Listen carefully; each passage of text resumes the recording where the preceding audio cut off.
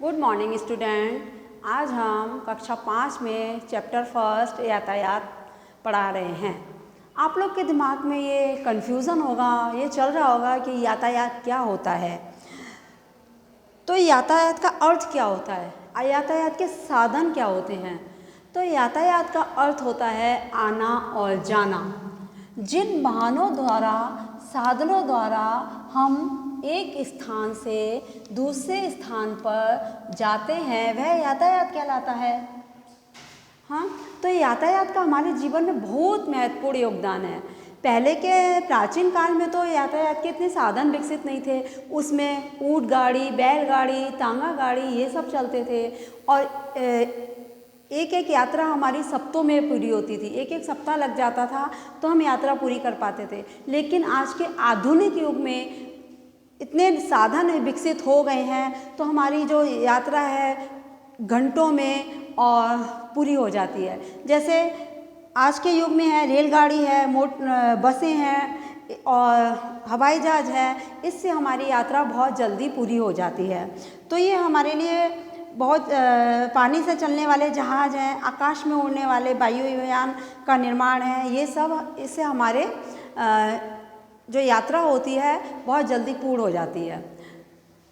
Second है यातायात के साधन कितने प्रकार के होते हैं। यातायात के 3 प्रकार के साधन होते हैं। भूमिगत यातायात साधन, और जल मार्ग द्वारा यातायात साधन और वायु मार्ग द्वारा यातायात साधन।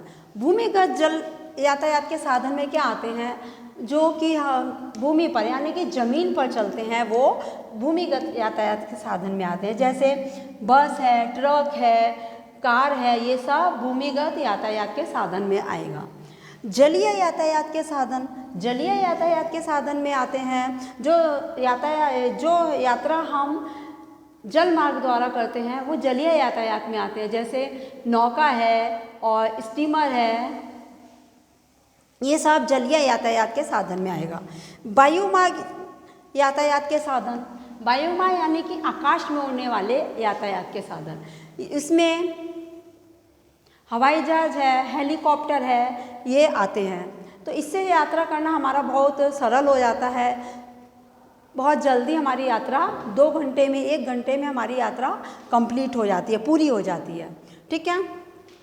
अब इसके बाद हम आपको ये पढ़ाएंगे, आपकी बुक में 2 टिकट दिए हुए हैं, पेज नंबर 4 में 2 टिकट दिए हुए हैं। एक रेल का टिकट है और एक बस का टिकट है।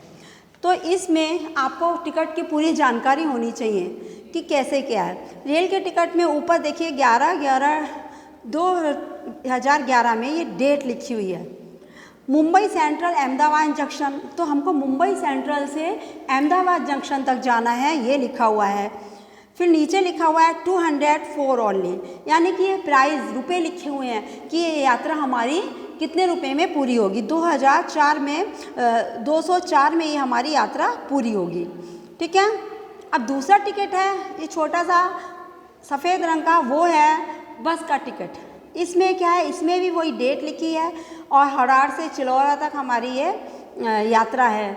91 रुपये का इसका टिकट है। ये सब टिकट में लिखा हुआ है। ठीक है। अब हम इसके क्वेश्चन करेंगे। फर्स्ट क्वेश्चन है यह क्या है। तो ये दोनों आपके टिकट दिए हुए हैं चित्र में, तो यह रेल और बस का टिकट है। क्वेश्चन नंबर 2, बस का टिकट कहाँ से कहाँ तक है। बस का टिकट हलाड़ से चिलौरा तक है। क्वेश्चन नंबर 3, रेलवे का टिकट कहाँ से कहाँ तक है। रेलवे का टिकट मुंबई सेंट्रल से अहमदाबाद जंक्शन तक है, यानी कि हमको मुंबई से बैठना है और अहमदाबाद जंक्शन पर हमको ट्रेन उतारेगी, वहाँ तक हमको जाना है। बस के टिकट में किराया कितना है। अब देखिए पिक्चर में बस के टिकट में किराया लिखा हुआ है ना, 91 रुपये, नीचे 91 लिखा है ना, तो बस के टिकट का किराया है 91 रुपये, यानी कि 91 रुपये लिखा है। रेलवे का टिकट का किराया बताइए। अब रेल के टिकट में आप देखिए उसमें भी नीचे लिखा है 204 रुपये, तो रेलवे के टिकट का किराया है 204 रुपये।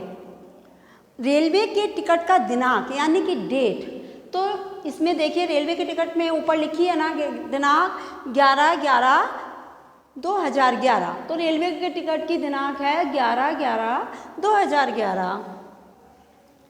बस और रेल के अलावा कहाँ कहाँ किराया लगता है? तो बस और रेल के अलावा मेट्रो और विमान यानी कि हवाई जहाज, उसमें भी किराया लगता है। और इसके अलावा अब हम आपसे कुछ है, तुम किस प्रकार से मामा के घर किस प्रकार से जाते हो?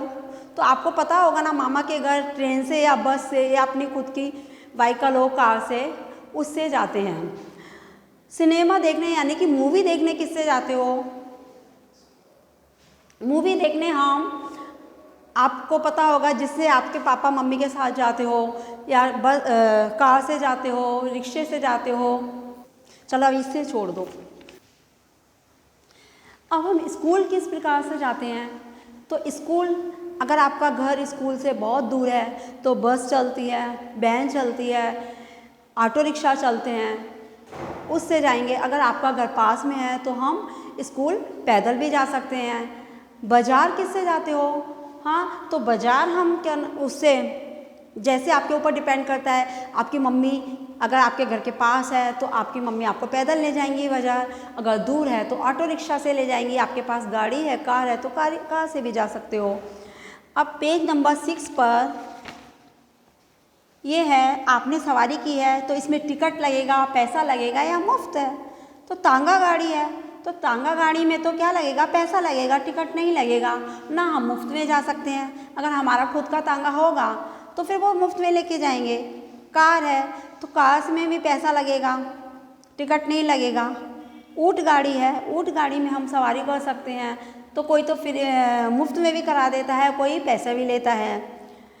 बैलगाड़ी है, गांव में बैलगाड़ी चलती हैं, यहाँ पे तो शहरों में तो है नहीं, गांव में चलती हैं। तो गांव में बैलगाड़ी चलती हैं तो एक स्थान से दूसरे स्थान पर जाते हैं तो फिर मुफ्त में ही ले जाते हैं।